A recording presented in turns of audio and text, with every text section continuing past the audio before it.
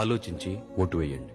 ఈ మధ్య మన ప్రతిపక్ష నాయకులు పవన్ కళ్యాణ్, చంద్రబాబు అదే పనిగా జగన్ని దించేయాలి అని అంటున్నారు. అసలు జగన్ ఎందుకు దించాలి?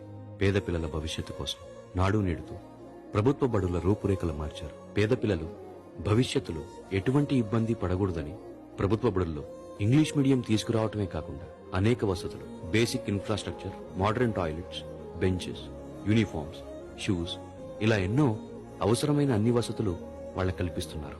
అందుకోసం దించేయాలా? అంతర్జాతీయ స్థాయిలో చదువునిప్పించాలి అని ఈ రోజుల్లో పిల్లలకి ఇవ్వాల్సింది రైట్ టు ఎడ్యుకేషన్ మాత్రమే కాదు, రైట్ టు క్వాలిటీ ఎడ్యుకేషన్ అనే ఆలోచనతో ప్రతి ప్రభుత్వ బడిలో CBSE syllabus, IP panels, digital classrooms, 3వ తరగతి నుంచి TOEFL learning, bilingual textbooks, computer labs, 8వ తరగతి నుంచి ట్యాబ్స్ ఇవ్వడం ఇలా ఎన్నో అమలు చేస్తున్నారు. అందుకోసం దించేయాలా? దించేసి ఎవరినెక్కించాలి? చంద్రబాబు గారిని ఎక్కించాలా? ఎందుకు ఎక్కించాలి?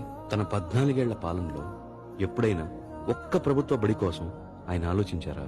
విద్య ప్రభుత్వ బాధ్యత కాదు అని చెప్పి విద్యని ప్రైవేట్ వ్యక్తుల చేతుల్లో పెట్టి మన రాష్ట్రంలో ఎన్నో ప్రభుత్వ బడులు మూతపడ్డానికి కారణం ఆయన కాదా? మళ్లీ జగన్ వచ్చాకే కదా గవర్నమెంట్ స్కూల్స్ కి నూతన ఉత్తేజం తీసుకుని వచ్చారు. విలువైన చదువుని పేద పిల్లలకి ఉచితంగా అందిస్తున్నారు. ఇప్పుడు జగన్ని దించేసి బాబు గారిని ఎక్కించి మళ్లీ కార్పొరేట్ సంస్థలకు, కార్పొరేట్ విద్యా వ్యవస్థకు స్వాగతం పలుకుదామా? దయచేసి మీరే ఆలోచించండి.